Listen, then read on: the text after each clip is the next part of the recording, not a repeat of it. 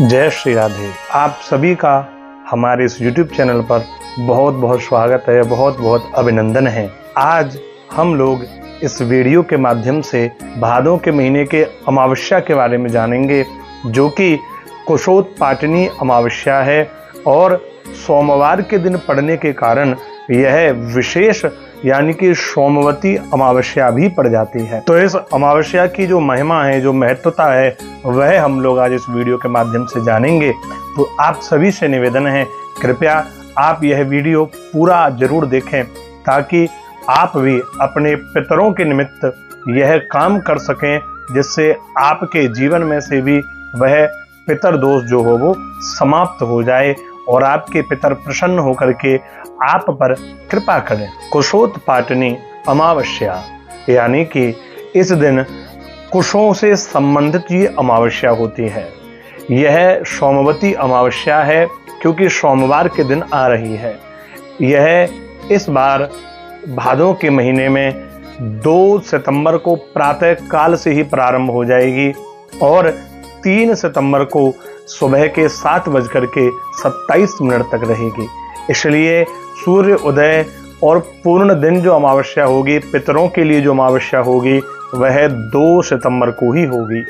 क्योंकि इस दिन हमें अपने पितरों के लिए तर्पण करना चाहिए और वह कैसे करना चाहिए, क्या इसकी महिमा है, क्या इसकी विशेषता है, वह आज हम लोग इस वीडियो के माध्यम से जानते हैं। कुशोत्पाटिनी अमावस्या इस दिन 1 साल की पूजा के लिए, पितरों के लिए और पवित्री बनाने के लिए आज के ही दिन यानी कुशोत्पाटिनी अमावस्या के ही दिन कुश जो है वो लाया जाता है, जो कि नदी के पास, जलाशयों के पास, पोखर के पास जहाँ कुश होता है वहाँ से वो कुश लाया जाता है और वही जो कुश होती है साल भर के लिए कार्य में ली जाती है।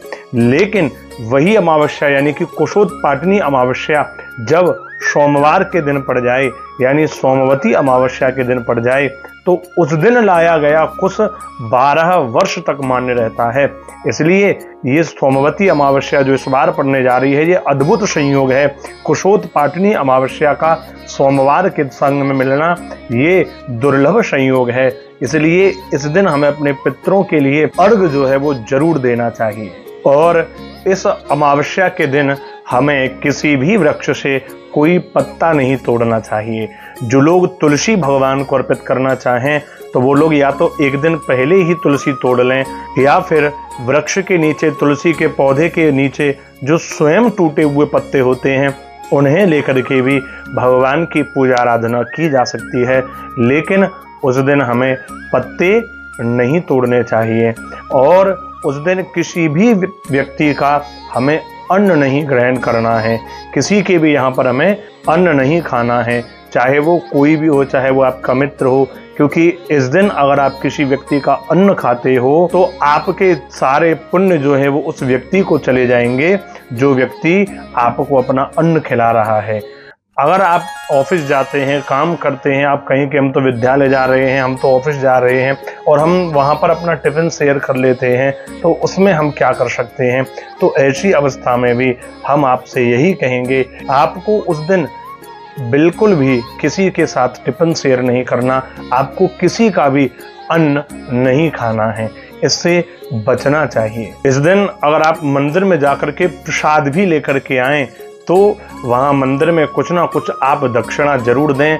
यह इसलिए नहीं कि आपको प्रसाद खाने से अपराध लगेगा, नहीं, प्रसाद से कभी कोई अपराध नहीं लगता। लेकिन इस अमावस्या के दिन हमें स्वयं भी दान करना चाहिए, तो इसलिए जितना हो सके उतना हमें इस दिन दान भी करना चाहिए, क्योंकि इस दिन दिया गया दान जो है वह हमारे पितरों को शांति प्रदान कराता है। और पितरों की शांति के लिए इस दिन हमें दक्षिण की ओर मुख करके पितरों के लिए अर्घ देना चाहिए, जल देना चाहिए।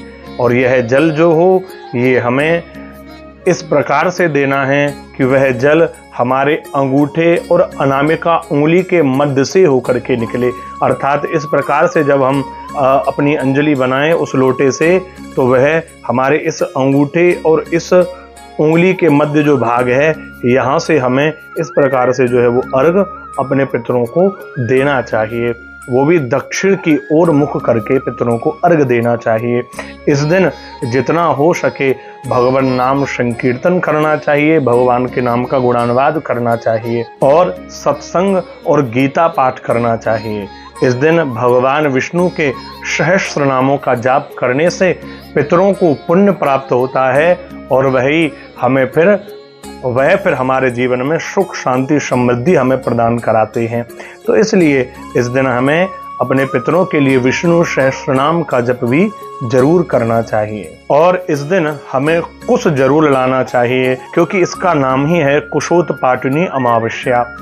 भगवान वराह ने जब हिरण्याक्ष का वध किया, जो कि पृथ्वी को समुद्र में जिसने छिपा दिया था, तो भगवान ने उसका वध करके जब प्रभु आए तो उन्होंने अपने रोमों को जब झड़का तो वह रोम पृथ्वी पर गिरे और उसी से कुश की उत्पत्ति हुई है। यह कुश यज्ञ में, पूजा में, पाठ में बड़ा आवश्यक होता है। बिना कुश के आप कोई भी यज्ञ नहीं देख सकते। और तो और आपके यहाँ पर आने वाले पुरोहित पंडित जी भी आपसे जब पूजा पाठ कराते हैं तो वो अभी आपकी उंगली में कुश से बनी हुई पवित्री आपको जरूर धारण करने को देते हैं, क्योंकि पवित्री पहनकर के ही हमें पूजा पाठ करनी चाहिए। और वह सर्वोत्तम जो पवित्री होती है वह कुश से बनी हुई होती है।